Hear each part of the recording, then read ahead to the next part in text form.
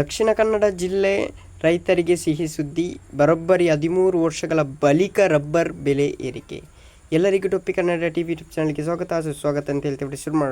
ಶುರು ಮಾಡೋದಕ್ಕಿಂತ ಮೊದಲು ಯಾರೆಲ್ಲ ಯೂಟ್ಯೂಬ್ ಚಾನಲ್ ಮೊದಲು ನೋಡ್ತಿದ್ರಿ ಅವರೆಲ್ಲರೂ ಸಬ್ಸ್ಕ್ರೈಬ್ ಮಾಡ್ಕೊಂಡು ಮತ್ತು ಪಕ್ಕದಲ್ಲಿರೋ ಬೆಲ್ಲೈಕನ್ ಪ್ರೆಸ್ ಮಾಡಿ. ಈ ಖುಷಿ ವಿಷಯ ಇರುವುದರಿಂದ ಒಂದು ಲೈಕ್ ಮಾಡೋದಂತೂ ಮರೆಯಬೇಡಿ ಮತ್ತು ಸಬ್ಸ್ಕ್ರೈಬ್ ಅಂತೂ ಮಾಡಿ ಗೈಸ್. ಅಂತಾರಾಷ್ಟ್ರೀಯ ಮಾರುಕಟ್ಟೆಯಲ್ಲಿ ರಬ್ಬರ್ ದರ ಏರಿಕೆಯಾಗಿದ್ದು ಬೆಳೆಗಾರರ ಮುಖದಲ್ಲಿ ಮಂದಹಾಸ ಮೂಡಿದೆ. ಬರೋಬ್ಬರಿ 13 ವರ್ಷಗಳ ನಂತರ ರಬ್ಬರ್ ಬೆಲೆಯಲ್ಲಿ ಏರಿಕೆಯಾಗಿದೆ. ಅಂದರೆ 2011ರಲ್ಲಿ ರಬ್ಬರ್ ಬೆಲೆ ಕೆಜಿ 242 ರು. ಈ ಬಳಿಕ ರಬ್ಬರ್ ಬೆಲೆ ಕಳೆದ ವರ್ಷ ರಬ್ಬರ್ ಬೆಲೆ ಕೆಜಿಗೆ 149 ರುಗೆ ಇಳಿಕೆಯಾಗಿತ್ತು. ಈ ವರ್ಷ ರಬ್ಬರ್ ಕೆಜಿಗೆ 239 ರು, RSS 5 ಗ್ರೇಡ್ ಕೆಜಿಗೆ 234 ಮತ್ತು ಲ್ಯಾಟೆಕ್ಸ್ ಬೆಲೆಯು ಕೆಜಿಗೆ 165 ರು ಏರಿಕೆಯಾಗಿದೆ. ರಾಜ್ಯದಲ್ಲಿ 55,000 ಹೆಕ್ಟೇರ್ ಪ್ರದೇಶಗಳಲ್ಲಿ ರಬ್ಬರ್ ಬೆಳೆಯಲಾಗುತ್ತಿದೆ. ಕೇರಳ ಕರಾವಳಿ ಜಿಲ್ಲೆಗಳು ಮತ್ತು ಕರ್ನಾಟಕ ಮಲೆನಾಡು ಜಿಲ್ಲೆಗಳಲ್ಲಿ ಭಾರೀ ಮಳೆಯಿಂದಾಗಿ ರಬ್ಬರ್ ಸರಬರಾಜಿನಲ್ಲಿ ಕೊರತೆಯುಂಟಾಗಿದೆ. ಇದರಿಂದ ರಬ್ಬರ್ಗೆ ಬೇಡಿಕೆ ಹೆಚ್ಚಾಗಿದ್ದು ಬೆಲೆ ಮತ್ತಷ್ಟು ಏರಿಕೆಯಾಗುವ ನಿರೀಕ್ಷೆ ವ್ಯಾಪಾರಿಗಳಿಗೆ ಇದ್ದಾರೆ. ಭಾರತದಲ್ಲಿ 8.57 ಲಕ್ಷ ಟನ್ನಷ್ಟು ರಬ್ಬರ್ ಉತ್ಪಾದನೆಯಾಗುತ್ತದೆ. ಆದರೆ ಬಳಕೆಗೆ ಬೇಕಾಗಿದ್ದು 14.16 ಲಕ್ಷ ಟನ್ ರಬ್ಬರ್ ಬೇಕು.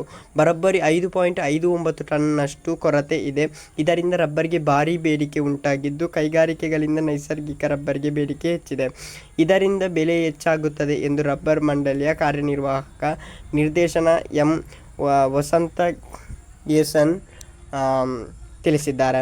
ಕೇಂದ್ರ ಸರ್ಕಾರವು ರಬ್ಬರ್ ಮಂಡಳಿ ಮೂಲಕ ರಬ್ಬರ್ ಬೆಳೆಗಾರರಿಗೆ ಆರ್ಥಿಕ ನೆರವು ನೀಡುತ್ತಿದ್ದು ಹೆಚ್ಚಿನ ಇಳುವರಿಗಾಗಿ ರೋಗ ನಿಯಂತ್ರಣ, ರಾಸಾಯನಿಕ ಸಿಂಪಡಣೆ ಮತ್ತು ಮರಗಳ ಕಾವಲು ಮುಂತಾದ ಉತ್ತಮ ಕೃಷಿ ಪದ್ಧತಿಗಳನ್ನು ಅಳವಡಿಸಿಕೊಳ್ಳಲು ನೆರವು ನೀಡುತ್ತಿದೆ.